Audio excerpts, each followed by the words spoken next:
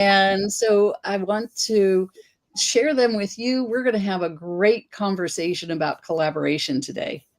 As you know, if you've watched the show before, we always have a guest co-host, and I'm excited to introduce our guest co-host today. But first, let me just say welcome, Dr. LeSantha. How are you today? I am great, Regina. Very excited to be here with my guests as well. Awesome. Well, we are excited to have you here today and to be sharing with us your thoughts on collaboration and to learn from each of these folks that you've brought to the show. So let me just tell folks a little bit about you. Dr. LeSantha is a concierge osteopathic physician and founder of Aviana. Did I say that correctly? Aviana Wellness Institute. So, Dr. LeSantha, would you take a moment, tell us a bit about your journey, who you serve, and why that's important to you? For me, my journey has brought me to a point where I really want to serve a large global community. So at Aviana Wellness Institute, my patient panel is going to be called the 100 Club because amongst my immediate small group of patients, I want to keep it small and create transformational healthcare for a small community. But for me, it is so important for people to understand and to learn about their own health, their own personal potential for their own growth. So in addition to my small patient panel, I'm also doing things like this, collaborative podcasts, other podcasts, TV appearances, and a lot of philanthropic and community events to help people learn and understand about the health and that you don't need to be wealthy to be healthy. I love that. I love that statement. You don't need to be wealthy to be healthy. That is so true. And so often we forget that or we don't know it. And so kudos to you for taking that role in society and helping to educate people in that. Thank you so much. Dr. LeSantha, you have brought an amazing group of panelists to the show today, and I can't wait to meet them all. We've had a little bit of chit chat behind the scenes, but I'm really interested to learn more about each of them. Would you please introduce each one individually, have them share about their journey, who they serve, and why? Absolutely. Let's start off with Claudia, Dr. Claudia Beanie. She's the founder of the House of Shine. So Claudia, please go ahead, take the stage. All right. Thank you so much I love being here this morning. So yes, my name is Claudia Beanie. I'm the founder and executive director of a nonprofit called the House of Shine.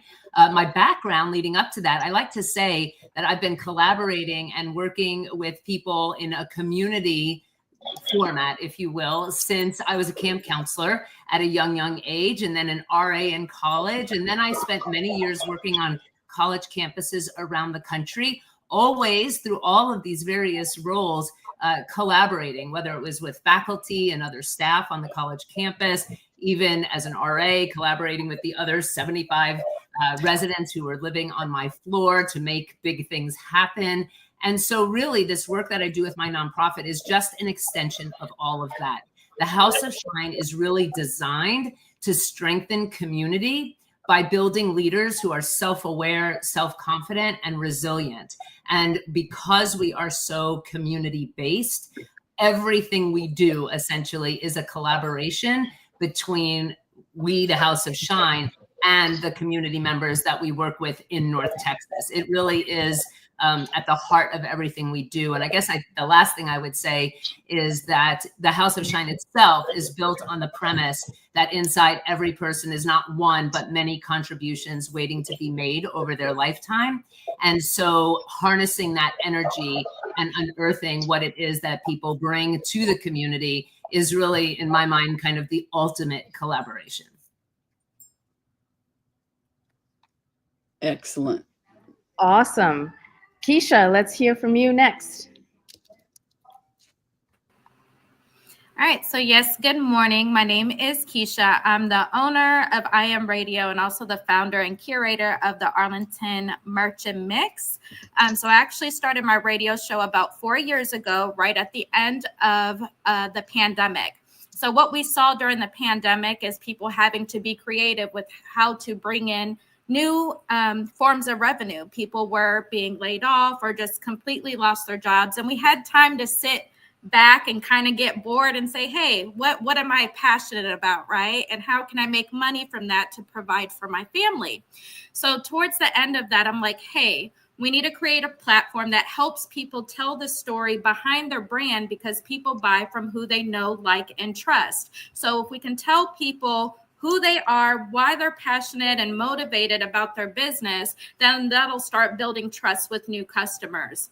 And through that, as I started building this network of new business owners, I'm like, hey, we got to take this off air, be boots on the ground, and create a centralized space for these business owners to sell their products. Because again, people were selling their products online. They did not have a brick and mortar. So I created the Arlington Merchant Mix for people to get out back in the community, recreate what it looks like for communal engagement and sociability.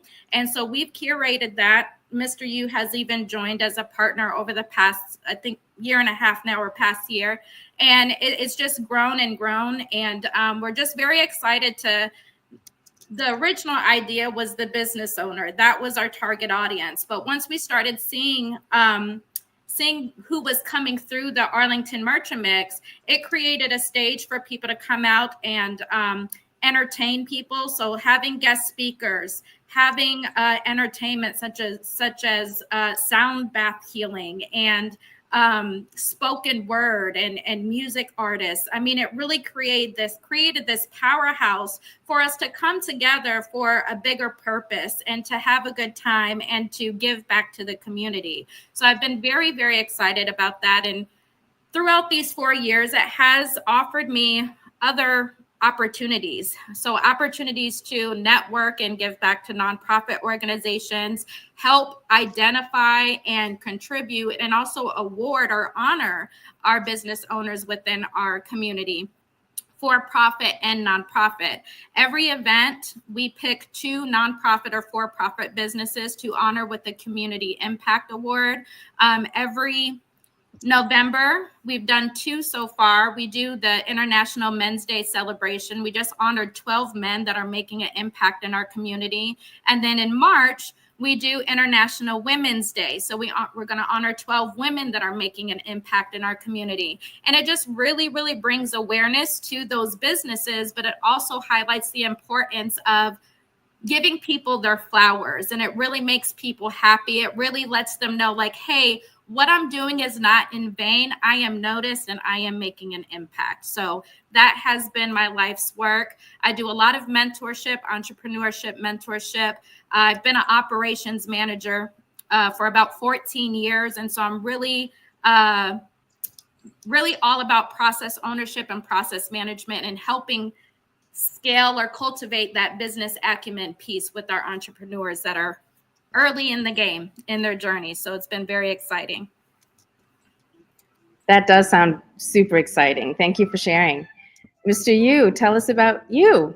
Hey, again, good morning, everyone, and thank you guys again for having me on. I'm so ecstatic to just have the opportunity to share this platform with so many leaders and just people that's, putting in effort to just make a difference in the community. I'm so excited to be able to share my story and my influence across the industry. I got discovered by agent representation at the age of 15, so I've been in the fashion industry for over 25 years. From working with different celebrities, producing shows, managing artists, doing photography, building out marketing material for artists, and just building out portfolios. And that kind of just spiraled over to working more in the business sector with different entrepreneurs, business owners, different executives, and just being somewhat of a connector with my influence and just making people more conscious of just being more intentional with their efforts in business. And like Keisha said, we've had the opportunity to meet and really scale out the Merchant Mix, which is a great platform for, entrepreneurs and vendors and the entire industry to really come together and just build further resources and build more connections. So I'm just so excited to actually have that influence and have that experience where I can have an audience that's followed my journey. And not only with being in the industry, I'm also a foster care advocate. I aged out of foster care at the age of 18, and through my efforts of networking and connecting with so certain other professionals and entrepreneurs, they have heard my story, embraced my story, and also connected me to other resources to be able to go into these rooms and speak on different stages and just be of an impact with my story to foster care children, parents, and other caseworkers. Because the thing is, a lot of them, even though a lot of them may work in that realm, a lot of them never lived it. So by me being able to come in and being able to be vulnerable and share my experience in a way where it can relate to people in that realm, it just gives people insight on just being able to bridge the gap and better connect with the children. Because at the end of the day, I think that's what it's mostly about, just being able to understand how to help them and just, curve their mindset or just making better decisions to avoid further down trouble. And I think a lot of it comes from just being misunderstood and being able to be that voice for them. So I feel like that's my life's purpose now. Even though I did a lot of things in the fashion community, in the film industry, I feel like God was building my story to have this voice and to be this influence, to be able to operate in such a higher purpose. So I thank him for my story now, because when I was going through it at the time as a child, I thought it was to punish me. I thought it was one of the hardest things to endure. But to be on the other side of it and to realize that God had greater purpose for my life all along, and to be able to make this impact on the stages that I have, is just incredible. And to meet people like with Dr. LeSantha, it's just an amazing opportunity. And I think it's how things just lined up with being in the right places at the right time and just operating in faith. And to have this opportunity to share this stage with y'all is just incredible. And I think it just extends the impact. It extends the influence. So I'm blessed to be in this position. And I really hope and pray that this is able to go further than just this live streaming. So thank you guys again for having me. That's inspiring. And, one thing that I think is a common thread amongst all of us here is the fact of our stories from whenever, whether it's childhood, whether it's, through our years, it's our stories that have brought us to this place, and this wanting to share, to collaborate, and to really make an impact in the world. So on that note, Chase, please go ahead. Tell us about you.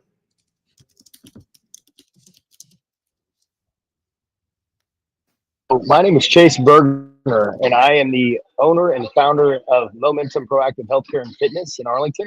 And I also have a nutrition supplement company called Pothos Nourishment and Lifestyle. I did not go to Harvard. I actually had a very rough upbringing. I was abandoned by my mother when I was about 7 years old. And I was raised by my father, who was traveling all the time. And I was starting to get into a lot of trouble when I was young. I was trying to get attention at school. I just wanted to be heard. I wanted somebody to see me, to acknowledge me. So I started getting in trouble through grade school, going into middle school. And luckily at the end of 5th and 6th grade, I got into martial arts. So martial arts was where I kind of got my start in physical fitness and training myself. And that was my outlet. And up until about 17 years old, it was great. It kept me on track. I did better in school, and I decided to quit. And once I quit, I just started hanging out with the wrong kids, again, seeking that attention, because my mother was not in my life, and I just needed that attention. So I ended up getting in trouble. I ended up being in a juvenile institution when I was from 16 and a half to about 18. And I was one of the only white males in there. So it was mostly African-American and Hispanic. And I got my butt kicked for like the first almost year in there. It was terrible. I just wanted to be bigger. I wanted to be stronger. And that was where my obsession came with, like, I've got to make myself better. I didn't like feeling vulnerable. And sooner or later, I ended up kind of finding myself down there. I had a good couple mentors. One who's a doctor now, his name was Dwayne Sims. He really got me into writing and reading, and he encouraged me to read. He would take me twice a month to go and speak at a coffee house just to read poetry. So Dwayne got me really into writing poetry. And I ended up getting out of there and getting my getting my high school education. And I jumped right into studying kinesiology and working in a gym. And I just started to realize that all these good habits that I was creating were bleeding through to the rest of my life. So I was building discipline. I was building grit. I was building resilience. I had a vision and a goal. And folks, we're having My a own little professional training studio when I was 23 years old. I had 3 partners. I had no clue what I was doing in business. By the grace of God, I was able to end up getting rid of my partners and paying everything off. And I was able to do that through these habits that we've established through just what we preach is fitness. But fitness is just the base. We work with philosophy. We change habitual processes with people on how to actually get them to change what they're doing outside of the facility.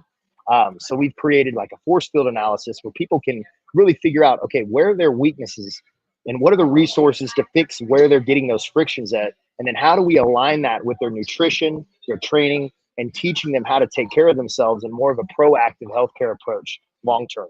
So I've been blessed and fortunate enough to be here. Like I said, it's been the school of hard knocks for me. I'm 34 years old now. I've owned 2 companies. We're grossing over $1 million a year, and it has not been easy. And I can tell you guys, you usually have to sacrifice your own to be able to grow. And that was where I really found that I excelled at. I started building up other trainers, teaching them how to speak to people, how to communicate properly, how to address these habitual processes. And now we've been able to help a lot of people. In fact, I had the opportunity to train Dr. LeSantha's husband, Morali. In fact, he just left here. I waved to him as he was walking out. And he's had an amazing experience with us. And we're just giving that gift of taking care of yourself and developing yourself and using fitness as that starting stone to step on. So I'm grateful for the opportunity to be here and share my story. There's so much that goes into it. I don't want to take the mic for too long. Just to add a few things, I was a professional bodybuilder for many years. I was a fitness model. I've been on multiple magazines and books, and you start to realize those things it's all about you. So, now I've really dedicated my life to this gift that God gave me and giving it to his people and teaching them the things that were able to get me to where I'm at and the things I know that are going to get me to where I need to go. amazing. Dr. LeSantha, you have brought together an amazing group of people here, and I can't wait to see where this conversation goes. So as I listen to each of you and how you are gathering people, how you're giving back in your communities, how you each have a passion and a purpose and know where you want to go and what it is that you want to do for people. My question for you to start this discussion is, what would you say to our listeners who might be sitting out there saying, I love what they've done, but how can I do this in my community, in my group, in my world, if you will? How can I do this? Because there are people out there who would love to duplicate what you are doing, okay, and love to make the impact that you're making. So let's talk about that. I think that's an awesome question. If I don't, I would love to start it off. Please. Because I'm a person that I had to do a lot of inner work to find my purpose. And like I said earlier, going through my hardships, and I think we all have been through hardships, and the hardest thing to realize is in seeing the outcome of it is why you're going through it. So I had to dig really deep to figure out what my desires were, what my true purpose was. And once I was able to do that inner work on myself and to find out what my purpose was, my bigger purpose, because for a long time, I thought it was the fashion stuff. I thought it was the modeling. I thought it was, the being in the magazines. I thought it was being in the movies. I thought it was all of those things. And I was happy with those things. But realizing even in that, I was still being developed for a greater purpose, right? And while I went through all of those things, and while I hated being in foster care, when I aged out of it, I didn't want to talk about it. I didn't want to relive those hard moments. I didn't want to share it with nobody, because when I was in it, even my peers made it hard for me to be in it. So when I aged out of it, I just went hard at my career, work, work, work, work. And God was like, okay, well, I let you do your desires, but what about now? I want you to, what about what I called you to do? Right. So all of a sudden, when I submitted myself to that, my true purpose emerged. Right. It was like, now that you have a voice, now that you're this influencer, now that you have this background, he was building my confidence to be on these stages. Because I don't know if you guys ever did public speaking and all of these things on these stages. It's not easy. It's not easy being vulnerable and telling your story in front of a crowd of strangers. It takes a little practice. It takes a little rehearsing. It takes a little, it takes a little going through some things. So to be on these stages and give impact on a greater purpose, I had to do the inner work. And then I had to find these safe spaces, because my story is such a sensitive story that I didn't want to just tell it in front of anybody, because some people can hear your story and it don't resonate, or some people will use it against you. But once I was able to find these safe spaces, it made me comfortable with opening myself up, opening my heart up, opening my soul up to be able to pour into other people. And that's when I realized that everything that I had been through, it wasn't for me. It was for somebody else. Yeah. And that's when I realized this is purpose work that I'm doing. Right. And people feel that it resonates with people. And I had to get myself around other people who's doing purpose work as well. And I feel like all of you guys are doing that. So the impact just hits harder. It resonates more. It goes further than we can even imagine, because I love Chase's story, being vulnerable and knowing, but no, it's like, I went through that, but no, I'm going to continue to fight, because I know my life has a greater purpose. This is not for me. I'm not stopping here. I'm not going to let this defeat me. I'm going to take my pain and use it for purpose to help somebody else. Yeah. And that's really where it comes from. And that's really what it takes. You have to do that inner work and find out what is your true purpose. And sometimes your purpose is not what you're doing on a job. Your job is just to pay your bills and so you can survive. But what is your purpose work? Good point. And I'll leave it there. Very good. Thank you. You know, to that, I, as I mentioned, I think all of us have went back and thought about our stories and gone through our stories. And for me, I realized it started when I was 2 years old. When I was 2 years old, I saw a commercial on TV for Kit Kat bars. I threw a tantrum. I need that Kit Kat bar. And my grandfather bought me a whole box. I loved it. That's when my weight issues started. That's kind of when my vulnerability started. I struggled with my weight throughout childhood into adulthood. And when I was 4 years old, unfortunately, my grandfather committed suicide. Still very vivid memory in my mind. And that had happened shortly after that. My grandmother died of cancer. My parents were caregivers for her. My brother was diagnosed with epilepsy, and I became his caregiver as we were growing up. And my father had a massive heart attack, and it was the first time that my parents had ever left us, because my mom went to the hospital to take care of my dad. And as I went back and thought about my story, and not only that, 1991, that's also when this song Heal the World by Michael Jackson had been released. And with all of that went on in my life, as I thought back at my story, I knew that I wanted to be a doctor from a very young age, but I didn't know why. And I knew I wanted to help people. But if somebody had asked me to really verbalize, what is it about being a doctor? I knew it went beyond helping people, but I didn't know much more than that. And as I started thinking about my story, and Heal the World became the anthem of my life, it's thinking about those experiences at such a young age that really molded who I became, who I wanted to be. And then the understanding, this community knows I had a job that I absolutely loved, and my patient panel that I absolutely loved. But I had chosen to leave because I felt like my purpose was not being fulfilled. My purpose to be able to heal a community beyond my personal reach, that goes far beyond the people that I can see, that I can sit in front of.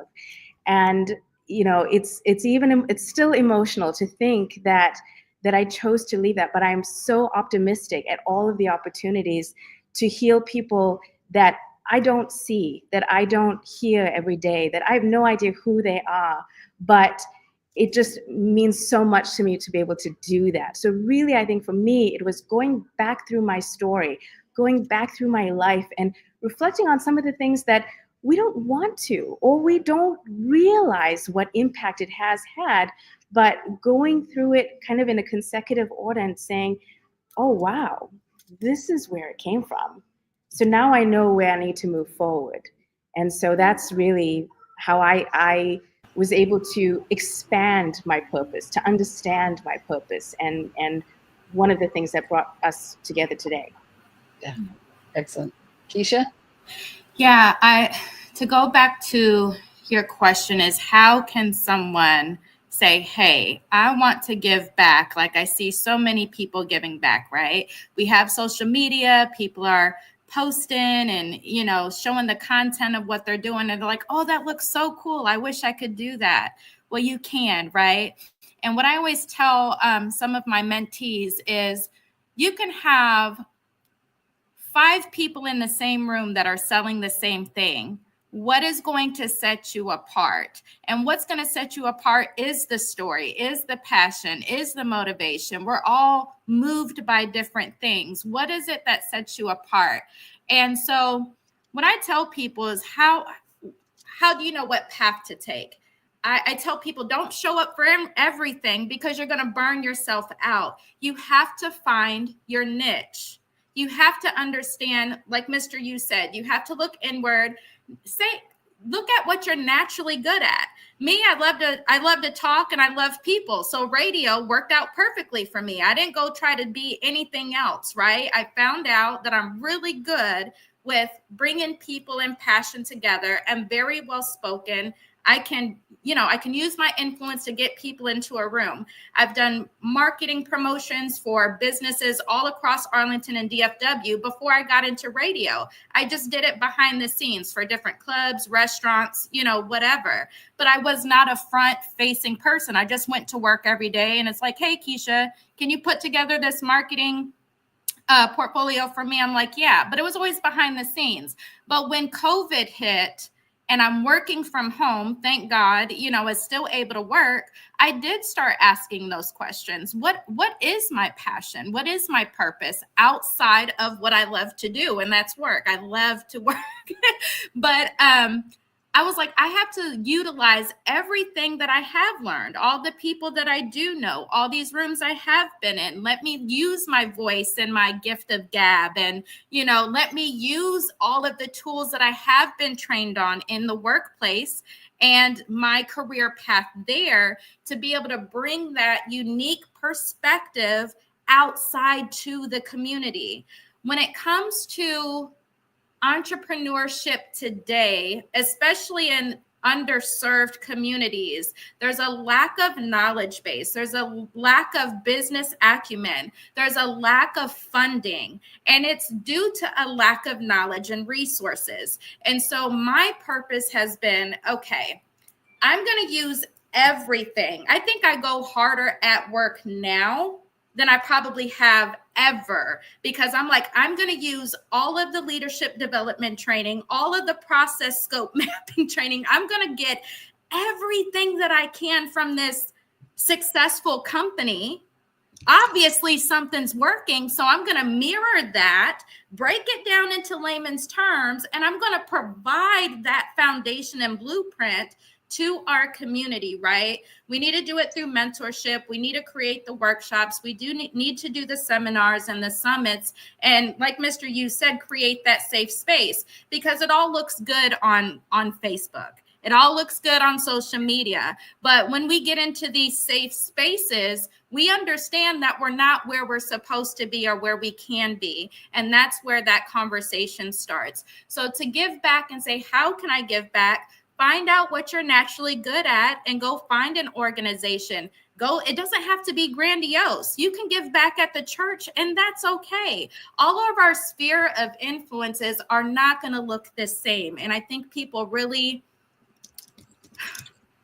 sometimes really people feel bad about that. Like, hey, I can't go do that because I don't have the following. I don't have the target audience. I don't know what that is. You can go give back to a neighbor, and that's just as much influence as somebody that has it on social media. I think social media has really blown it out of proportion of what power and impact influence is. But really, for someone getting into it, go volunteer.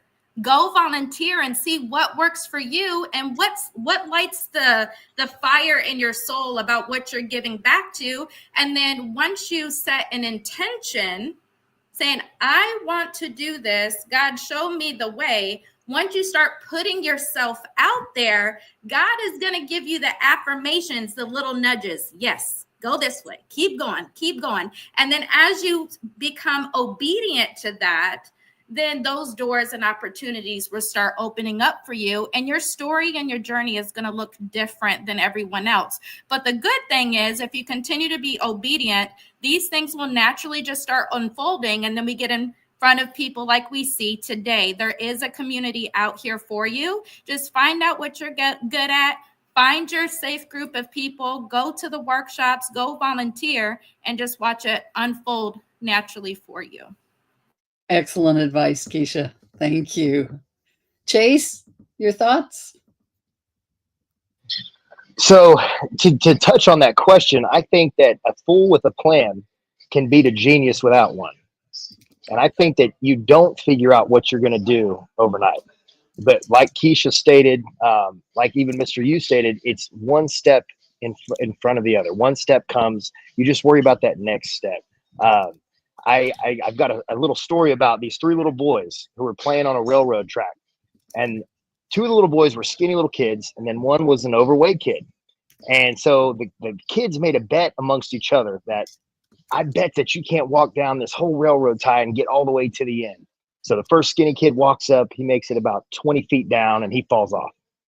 Then the second skinny kid gets up, he gets on that railroad tie, he goes down about 30 feet, falls off. The fat kid gets on the railroad tie.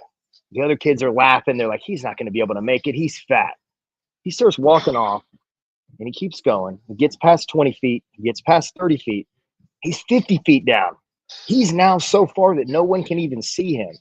Now he's just seeing him walking. They're seeing him walking back through this sunrise. And they're saying, how in the heck did he do that? And he finally gets to the two little boys. And the two little boys said, hey, Eric, dude, how could you walk through that whole thing? Dude, you're fat. And he goes, you idiots are so focused on your feet. I'm too fat. I can't see my feet. All I can see is my destination and where I'm trying to go. So you just got to think of where you want to go. Excellent. And then figure out a plan on what do I need to do to start. And I can tell inside of a book. You've got to start reading and you have to start writing. And you have to record, what do you want your life to look like? What do you want to be specifically knowledgeable in? And how do you want your life to look like towards other people, towards serving people? And then it's just one step after another. And then that patience is bitter, but the fruit is sweet. Excellent. Excellent. Love that. Claudia, can we hear your thoughts? Oh, you're still muted. Sorry about that. I was going to say it's a little fortuitous that I'm going at the end because actually, this is really what we teach at the House of Shine is, how do you, each person, Mr. Yu and Chase and Keisha and Dr. LeSantha, all have spoken about finding their purpose, which really set them in motion. What I will say is that we ultimately, this is kind of what we teach. We talk, the word shine really is a simple acronym that you can carry around with you for your whole life. And it's really, kind of driving at what are your strengths and What are your hobbies and why does that matter? And what are your irritants and your interests? Because there's something important to be understood when you dig in on your interests and your irritants. And what are the needs that you have to feel happy and fulfilled? And most of all, and we've heard a lot about this, what are the experiences that you've had through your life, and how have those experiences helped create and shape the lens through which you see the world around you? This is your uniqueness wrapped up in what we call your shine. And then it's really a matter of figuring out how to take what you know about yourself, which everybody to a person has spoken about, and then putting that in what we refer to as that point of intersection. It's the place where your talents and your interests meet a need in the world that you care enough about that you will work toward it. So I think in some ways it's everybody here's story that we've kind of heard. They have instinctively figured out their point of intersection through the process of self-awareness. And Chase, I love that you said you have to read and you have to write. I think if there's one thing that I can attribute my path to, it has been journaling and self-reflection. In fact, when people step foot into the House of Shine, they oftentimes will love it, and they will ask, where did all of this come from? And what I will say is literally the pages of my journal, every single thing in the House of Shine is a reflection of something that at some point I wrote in my journal. And then the last two things I'll say is I think that listening is really important, listening to yourself, but also just looking around you. Keisha, I loved what you said about how what you're doing started really during COVID because you were noticing, you were listening and watching and noticing a need. And I think that's really important. And then the last thing I'll say is, though no one else said this, I think one thing that everybody here has done in some way, shape, or form is kind of set their ego aside. And so it is not so much about you and how good this is going to make you look. And, I think especially Mr. Yu kind of referenced this when he said that the first part of his life is really what has set him up to do what he's doing now. And this is egoless work. I mean, this is really not so much about how many followers do I have, but just, am I getting up every day, setting aside my ego and working towards the greater good? Love it. I love it. I think you all described something that I like to call the ripple effect as well. That I think we're all motivated to some degree by that ripple effect, that we go out and help change one life, and that person goes out and helps change other lives, improves other lives. And that really is one of the things that fuels me, is knowing that I can be part of that ripple effect, that there are going to be thousands, hopefully tens or even hundreds of thousands of people that could be impacted by the work that I do with this one person and this one person. And, that we just work with the one, but we make a big difference in the world. I really appreciate everything you've all had to say today, and your counsel is tremendous. The advice that you've given. I think anyone watching this can at least sit down now and say, okay, here are some steps I can take. And I love that you talked, Claudia, about that intersection, the talent, where those talents and those interests meet. And we can figure that out. And we can go back in our lives and we can say, as Mr. Yu talked about, what are those experiences that I've had that have prepared me to be an instrument in the hands of the Lord, in doing his work, in going out and changing lives. You've got me emotional. That doesn't always happen in this show. Don't do that, Mr. Yu. Hey, this is all purpose work, is all God. I know I'm a very, very high vibrational person. And I'm so glad that God blessed me with that gift to be able to speak into people and they feel my words and they feel my passion. So for me, that's just confirmation that I'm on the right path and I'm doing the right thing. So thank you guys so much for all of your vulnerability. It's healing me as well. As much as I am a healer, you guys are healing me. And I just thank God for just this journey, man. It's amazing to see this. Yeah. Yeah, absolutely. Thank you so much. I want to put two plugs, basically. Yes, please. Plugs. Anybody in the DFW area, I strongly suggest going to the House of Shine. You walk in and you feel the shine. You really do. It doesn't matter what age. My children love it as much as I do. And there's many things that you can just go and just consume information, or you can be hands-on and interactive. And Claudia, I believe you do work with groups, businesses as well. Am I right? Yes. So I really, the first time I went to take my children there, the first time I did, and actually this was before I knew that Claudia had actually founded the place. But it was very much a soul-opening experience. So I strongly recommend that.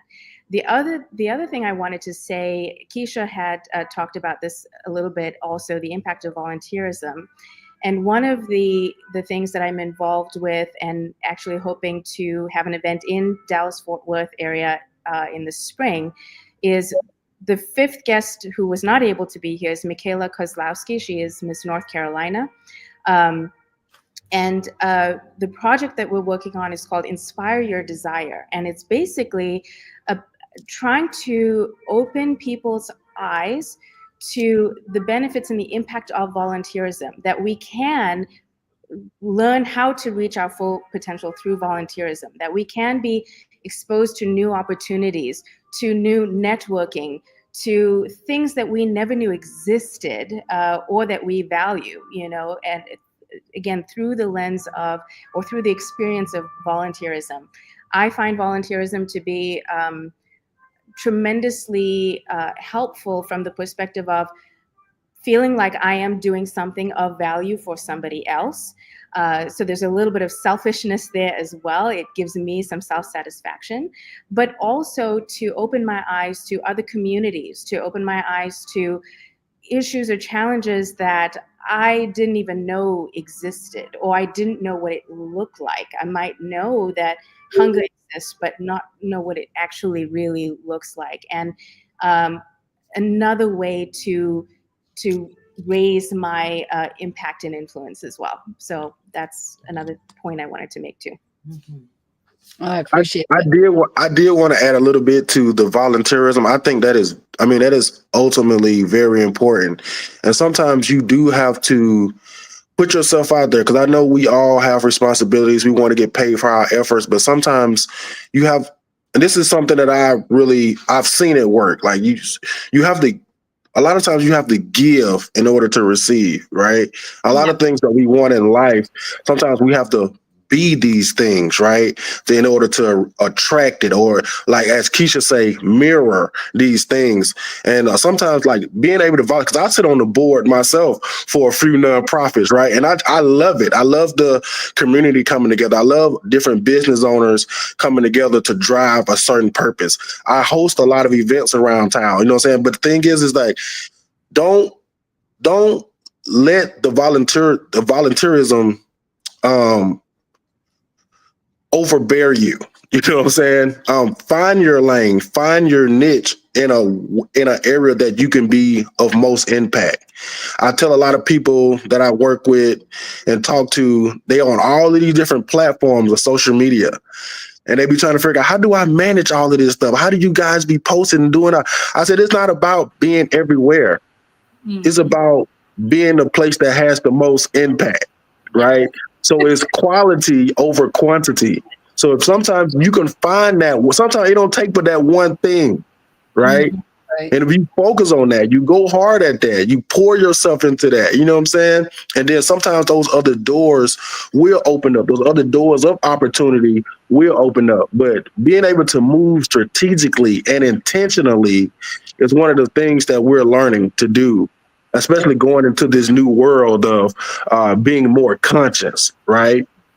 Because we're leaving the 3D world, we're in a 5D world now. So it's all about moving with intention and a higher consciousness, and how you make people feel with your efforts. Because of some people, you can be doing a whole bunch of nothing and you feel burnt out, right? So it's about being able to not even just volunteer, but just apply your efforts to areas that that really matter and that has the most impact. So I love volunteering. I love helping people. And a lot of stuff I've done, I haven't got paid anything for it, but I still continue to show up because it's because of the impact. It's because of those faces and seeing how my presence impact people. So, just finding those right things and being able to put yourself out there where it kind of like just goes farther and beyond. So volunteerism is very important. It is. And if you've not volunteered yet, then, now's a great time to start and pick one thing and work at that. You'll learn, you'll grow, you'll determine if that's the thing that you really want to do or if there's something else that you want to do. Well, folks, we are out of time and need to move into our wrap-up round. This goes so quickly. So I'm going to ask Dr. LeSantha if she will run the wrap-up round for us. And what we're looking for is a quick summation of your final thoughts on collaboration and your contact information, okay? And while you're doing that, I'll put everybody's contact information into the chat. So, Dr. LeSantha. Yes. So just to reemphasize for me, collaboration is so important to help each individual transform and help a community transform. And it actually, this group is a great example of that, and really why I wanted to bring us all together into one space, because we all impact people's lives, people's health, people's careers in different ways to help people transform their lives, and that's so important for me. So where to find me? My website is www.lesantha.com, and you can contact me via email at dr@lesantha.com. Claudia, let's hear from you. Okay. I think just in summary, I would say that I'm just a firm believer that the whole is always greater than the sum of its parts. And collaborating is really about identifying what somebody else or what energy there is out there and how you can harness that energy to create something greater than any one of us could do by ourselves. So I think in terms of contact, so houseofshine.com is our website. You can go to visit that. I did write a book. It's short and very accessible. It's called What's Your Shine? A Methodology for Discovering Who You Are and Why That Matters, which I think is very much in alignment with what we're talking about this morning. So maybe you can check that out. But yeah, just have really appreciated being here, Dr. LeSantha, and as well, Regina, thank you so much for the invitation to join you. Thank you. Keisha, how about you? Yeah, so my final thoughts on it is that we are better together. If we have to leverage each other for a collective and shared vision and purpose, right? So you have to have the right people in position, make sure that, when you are working on a plan or when you're working on a vision, that you have the right team, the right people with the right skill sets to make sure that we are moving forward in a seamless way, and that we're able to also, if one of us fall, right, that we're able to pick them back up because we have the efficiencies, because we have the collective energy, and because we understand what's at the end of the tunnel, right? And so that is the greatest thing, is just knowing that we're not in this for ourselves or by ourselves. We are better together. As far as contact, I am a very personable person. I do have a website, but I like to talk to people. I'm a media person. Call me. I'm always available. But yeah, you can follow me on Facebook or Instagram. You can go to my personal Facebook. It is Keisha Sanchez, or follow me at I Am Radio on Facebook or Instagram. That's EYEAM Radio, or email me at iamradio@gmail.com. Mr. Yu? Awesome. That's great input with everybody. When I think about collaboration, there's two words come to my mind. Harmony and cooperation. Because without those two, I don't think that collaboration would be effective. us being able to harmoniously cooperate with each other on one specific goal, I think that is what creates the mastermind. That would create the impact of whatever outcome, right? So I think that's really what we all should focus on. We definitely should focus on identifying each other's strengths, each other's weaknesses, but at the same time, being able to be there for one another, and help each other build and develop those strengths. And as leaders, and I think that's what we all are on this call, is we're leaders. And if we're not building and developing more strong leaders, then what we're doing is failing. Yeah. Am I correct? Great So, job on that. Yes. Absolutely. So I feel like if our efforts, being an influence, I think, because I have a lot of people asking me, like, Mr. U, what makes you an influence, or what is a thing about being an influence that means the most to you? And it's not being an influence itself; it's just being conscious of what I'm leading people to. What am I influencing people to believe? What am I influencing people to feel about themselves? Right? What am I influencing people to go out in the community to do? The Bible said you shall do greater things. So if I'm not inspiring people to be on platforms like this themselves and make an impact and speaking to somebody else's life, what I'm doing is void. You know what I'm saying? So, and I know you guys feel that same way. So I'm so excited, like I said, to be in this position, to be on this panel with you guys, and to continue to just walk in the favor of God and be that light to this world, and continue to, do my part in bringing heaven here to earth with making people more conscious that the gift and the light is within you. It's not anywhere on the outside. I think a lot of times we look outward for our deliverance and our healing and that special uncertain thing, when it really is on the inside of us the whole time. Right. So you guys can definitely follow me. I do have a website, and like Keisha, I'm a public figure. I like to be out amongst the people. I like to connect with people. Like, I have an inbox full of messages, phone full of text messages, and missed phone calls that I have to return today. It's like, and people just love to connect with me. And I love the fact that my brand is like that. People know Mr. U is authentic. Mr. U is genuine. Mr. U doesn't mind being vulnerable, because at the end of the day, like I said, it heals other people when you're an open book with what you're going through in life sometimes. So, but you can check out my website. It's I am Mr. U. That's the letter I am Mr.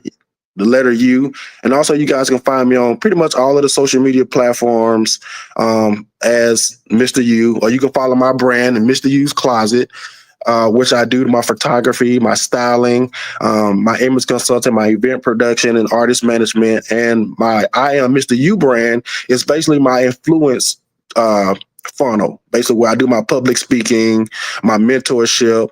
You guys definitely check out my book, Innocence Taken, where I'm talking about where my innocence was taken as a child, process of going into foster care, so witnessing my parents fight and go through their whole separation. But and I just love to support. I love to support others, and I love that energy to be reciprocated. And again, Dr. LeSantha, I thank you so much. It was a pleasure and honor meeting you at that bed and breakfast. You and your husband, you guys have spoken into my life, just to see you guys' mission and see you guys' purpose and how you guys have overcome challenges. I thank you so much for just being who you are, and thank you all so much for just being who you are in the community and in your personal lives. It's really touching people. So thank you again for this opportunity.